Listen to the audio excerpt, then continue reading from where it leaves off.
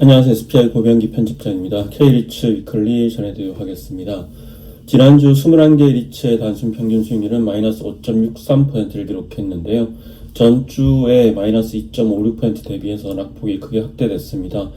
증시 전반적으로 보면 이제 삼성전자라든지 SK하이닉스 같은 반도체주 중심으로 강세가 이어지고 있고 금리 인상 가능성이 높아지면서 리츠 주가는 약세를 보였습니다.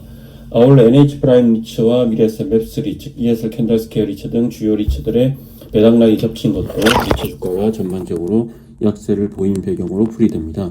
같은 기간 동안 코스피 지수는 8% 상승하면서 강세를 보였습니다. 아울러 지난주에는 총 5개 리츠가 주주들과 소통하는 시간을 가졌는데요. 삼성 FN 리츠, 지난 글로벌 액티브 리츠, ESL 캔들스퀘어 리츠, NH 오런 리츠가 한국 리츠협회가 주관하는 IR 행사에 참석했고 또 마스턴 프리미엄 리츠는 약 1년 7개월 만에 주주 사안을 보내면서 현재 회사가 처한 사안과 향후 대응 방안에 대해서 설명을 했습니다. 특히 최근 금리 인상에 대한 우려가 높아지면서 재무적 리스크 관리에 만전을 기하겠다는 입장을 밝혔습니다. 지난주 시장에서 주목했던 거시경제 지표로는 미국의 4월 개인 소비지출 PCE 가격 지수가 있습니다. 연준이 아주 중요하게 생각하는 지표죠. 미국 상무부는 지난 28일에 4월 PCE 가격 지수가 전년 동월 대비해서 3.8% 상승했다고 발표했는데요. 2023년 5월 이후로 약 3년 만에 가장 높은 상승률입니다. 전월 대비로도 0.4% 상승했습니다. 변동성이 큰 에너지와 식료품을 제외한 그런 PCE 가격 지수 역시 전년 대비 3.3% 상승하면서 2023년 10월 이후로 최고 수준을 기록했습니다. 아울러 지난주에는 한국은행의 금융통화위원회 회의도 열렸는데요. 28일에 이제 금통위에서 이제 기준금리를 2.5%로 하는 통계를 했습니다. 지난해 7월 이후 약 1년째 이어진 통결 기조인데요. 다만 이번 금통위는 단순한 통결보다는 향후 금리 방향성이 사실상 인상 쪽으로 기울었다는 점에서 시장의 주목을 받고 있습니다. 실제로 금융시장은 이날 회의를 계기로 연내 기준금리 인상 가능성을 본격적으로 반영하기 시작했습니다. 현재 시장의 최대 변수인 중동 전쟁은 미국과 이란이 종전을 위한 양해각서 최종 협의를 마무리하고 있는 단계이고요. 이번 주에 도널드 트럼프 대통령의 최종 결단이 시장의 변수가 될 것으로 보입니다. 아울러 이번 주에는 미국의 5월 고용지표가 발표될 예정입니다. 지난주에는 전체 21개 리츠 중에서 삼성 FN 리츠를 제외하고 20개 리츠가 일제히 하락했습니다. NH 프라임 리츠가 마이너스 16.79%를 기록하면서 가장 낙폭이 컸는데요. 이 배당락 여파가 컸습니다. 이제 서울스퀘어 매각 후에 이 배당금을 지급하게 되는데 이 배당락으로 상당히 큰 폭으로 하락을 했습니다. 특별 배당을 지급하게 되죠. 회사를 담은 리츠인 위에서 글로벌 리츠가 마이너스 16.09% 그리고 KB스타 리츠가 마이너스 13.03%를 기록하면서 10% 이상 하락했고 또 동전주로 추락한 마스턴 프리미엄 리츠와 신한 글로벌 액티브 리츠도 각각 6.23%, 5.8% 내리면서 기본적으로 해외 자산 담은 리츠의 부진이 계속 이어지고 있습니다. 지난주 유일하게 상승했던 리츠는 삼성 FN 리츠로 한 주 동안 1.71% 올랐습니다. 그리고 지난주 앞서 말씀드린 대로 이제 4개 리츠가 한국 리츠협회 IR을 했었는데요. ESL 캔들스퀘어 리츠, 삼성 FN 리츠, 그리고 신한 글로벌 액티브 리츠, NH 오런 리츠입니다. 네. 이 전체적으로 살펴보면 이제 재무적 리스크 관리와 관련된 부분을 많이 얘기를 했습니다. 현재 상장 리츠에 처한 상황이 1년 전과 크게 달라졌기 때문이고요. 2022년 하반기부터 이 글로벌 금리 인상이 본격화되면서 리파이낸싱 리스크로 큰 타격을 입었던 상장 리츠들은 2024년 하반기부터 글로벌 금리 인하가 본격화되면서 또 리파이낸싱 리스크가 완화되고 다시 신규 자산 편입을 추진했는데 금리 인상, 유상증자와 주주가 지석에 대한 피로감 등으로 이제 현재는 외형 성장보다는 재무적 리스크를 관리하는 게 더 중요한 시점이기 때문입니다. ESR 캔들스퀘어 리츠가 어떤 얘기를 했는지 좀 살펴보면 현재 ESR 캔들스퀘어 리츠는 총 차입금이 1조 7천억 정도 됩니다. 다만 이제 회사채나 전단체에 대한 익스포저는 없기 때문에 이에 대한 우려는 없는 편이고요. 가중 평균 조달 금리는 3.9%이고 변동금리 비율은 89%입니다. 향후에 이자 비용 상승에 대한 우려가 있기 때문에 지속적인 모니터링이 필요한 상황이고요. 특히 올해 12월에 약 5,500억 원 규모의 담보대출 만기가 도래하는데 해당 자산의 공정가치는 1조 원이고 LTV는 51% 수준입니다. 또 이 리파이닝 아직 좀 시간이 남았지만 이 리파이낸싱을 어떻게 하는지가 상당히 중요하게 됐고요.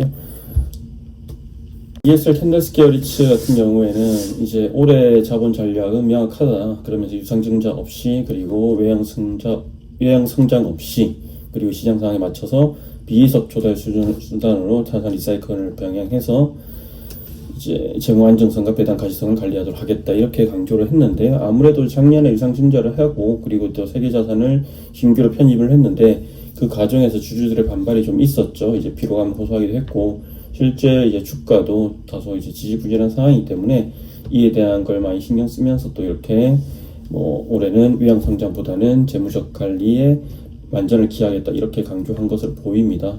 그리고 NH 오런리츠 같은 경우에는 이제 전체 대출이 고정금리로 이루어져 있기 때문에 금리 변동에 따른 비용 증가나 불확실성 리스크를 완전히 제거했다고 강조를 했고요. 또 대출 만기를 장기화하고 골고루 분산시켜 리스크 관리를 철저히 하고 있다고 강조를 했습니다. 그리고 NH 오런리츠는 최근 850억 규모의 주식담보대출 리파이낸싱을 했는데 만기는 2년이고 쿠폰금리는 5.50%입니다. 이걸 완료했고 그리고 현재 가중금리 평균금리는 4.19% 수준입니다. 이 내년 4월까지 만기가 도래한 대출이었기 때문에 다른 리츠에 비해서 상대적으로 이제 리파이낸싱은 적다는 점을 강조를 했고요. 아울러 현재 매각이 진행 중인 A1타워 당산 같은 경우에는 3분기 중에 거래가 완료될 예정이고 내년까지 지방자산 매각도 완료하겠다고 강조를 했습니다. 삼성 FM 리츠 같은 경우에는 이제 상반기 3월에 이제 그 잠실 FN타워를 인수하면서 이제 1조 규모로 넘어섰다, 이런 자산 규모가 1조 규모로 넘어섰다는 점을 강조했고, 또 이제 당산 A1타워 당산 같은 경우에도 8월 정도에 이제 거래를 완료할 예정인데, 이제 아무래도 삼성생명 서비스라는 이제 삼성생명 관련 계열사 쓰고 있기 때문에 삼성 FM 리츠의 정체성에도 좀 부합하고 그리고 분산 투자로 더 안정적으로 포트폴리오 관리할 수 있게 됐다는 점을 강조를 했습니다. 리파이낸싱 리스크 관련해서는 이제 특별히 지금 현재 이제 다른 리츠에 비해서 더 이슈가 되는 점은 없다는 점을 강조를 했고요. 그리고 신한 글로벌 액티브 리츠도 오랜만에 IR 했는데 이 부분은 별도로 한번 전해드리도록 하겠습니다. 그리고 마스턴 프리미어 리츠 얘기를 해보면 1년 7개월 만에 주주사안을 보냈습니다.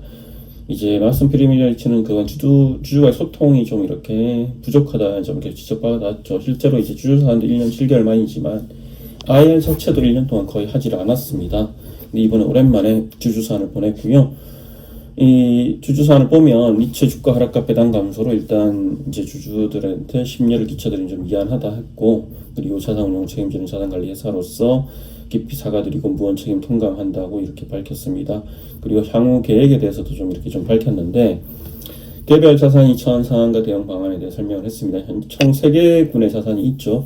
프랑스 파리에 있는 오피스 크리스탈 파크가 있고요. 그리고 프랑스 아마존 물류센터, 그리고 인천 항동에 스마트 물류센터가 있는데, 먼저 이제 마스턴 프리미어 리츠가 100% 소유하고 있는 아마존 물류센터 같은 경우에는 한정상과 현지 대출 만기에 따른 재무적 리스크, 이제 내년 4월입니다. 현지 대출 만기가 선제적으로 제거하기 위해서 올해 하반기 내에 매각 완료 목표로 절차를 신속히 진행하겠다고 이렇게 밝혔고요. 아울러 이제 크리스탈 파크 같은 경우에는 현지 부동산 시장 침체로 자산 가치가 매 시점 대비 조정됐으며 한해 지정산 비용과 현지 차익 관리 연구선 상한으로 인해서 2023년 이후로 배당금 지급이 중단된 상태라고 밝히면서 운영 주체의 이 매각 요청을 통해서 지분 가치 현실화를 위해 노력하겠다고 로드맵을 밝혔습니다.